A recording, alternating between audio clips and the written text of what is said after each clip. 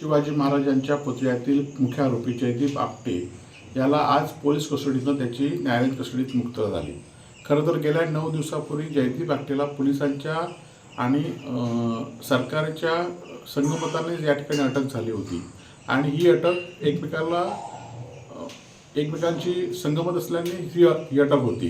परंतु गेल्या 9 दिवसामध्ये पोलिसांनी जयदीप आपटेकडून कुठली माहिती गोळा करू शकले नाही।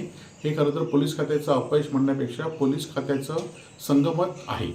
खरं तर बांधकाम विभागाच्या भ्रष्टाचारामुळे पुतळा कोसळला आणि त्यानंतर बांधकाम विभागाला गृह खात्याने पाठीशी घातल्याचा आजचा हा प्रकार म्हणजे गृह खात्याने पाठीशी घातल्याचा हा प्रकार आहे।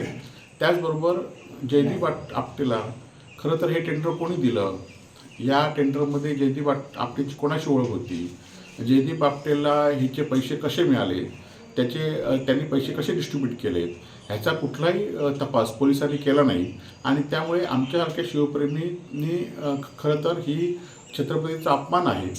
पुतळा पडल्यानंतर हा एक अपमान झाला आणि दुसरा, पोलिसांनी कुठलाही तपास न करता जयदीप आपटेसारख्या आरोपीला पोलिसांनी संगमताने सोडून दिल्यासारखा हा प्रकार आहे।